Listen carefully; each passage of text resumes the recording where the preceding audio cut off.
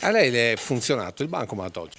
No, assolutamente no, anzi guardi, ho proprio qui davanti per le transazioni di un cliente che ha portato via della roba a Roma, ha dovuto andare fuori, è tornato e me lo pagherà lunedì il conto. 2-1 il bancomat non funziona neanche qua.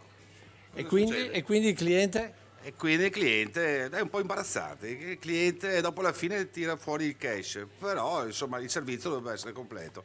Due testimonianze di cosa è accaduto oggi in gran parte dei negozi, dei bar e dei ristoranti non solo di Treviso o della Marca ma di tutto il Veneto. In realtà è stato un problema tutto italiano, come si è visto sui social, con tantissimi utenti che hanno denunciato i problemi. Dal servizio del settore Down Detector, le più colpite sarebbero Unicredit, Poste Italiane, BNL, Fineco e Intesa San Paolo. POS non funzionava, neanche le carte di credito, ma non solo per i circuiti interni alle attività, ma anche gli sportelli bancomat. Quindi c'è stato un disagio un po' per tutti quanti e con i tanti ordini e richieste da evadere qua in negozio abbiamo avuto dei disagi. Già perché è capitato di fatto all'inizio del ponte di Pasqua, atteso da tempo dal commercio per rifarsi di una stagione piuttosto fiacca. Il risultato, ci ha raccontato un negoziante di calzature del centro di Treviso, è stato che molti turisti, soprattutto esteri, hanno rinunciato agli acquisti, lasciandogli sul banco scarpe per un valore di diverse migliaia di euro.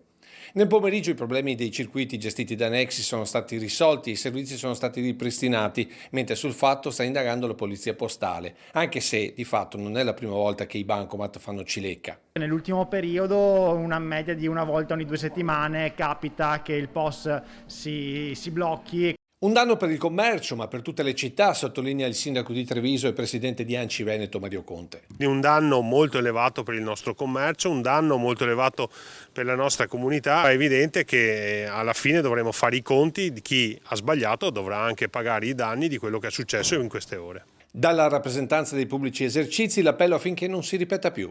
Prima di tutto ci auguriamo che si risolva immediatamente al più presto questo problema e secondariamente fare un tavolo tecnico per capire qual è il problema e soprattutto scongiurare che non accada mai più in ponti come questi che sono dei mega ponti per noi per risollevare l'economia e alzare finalmente la testa.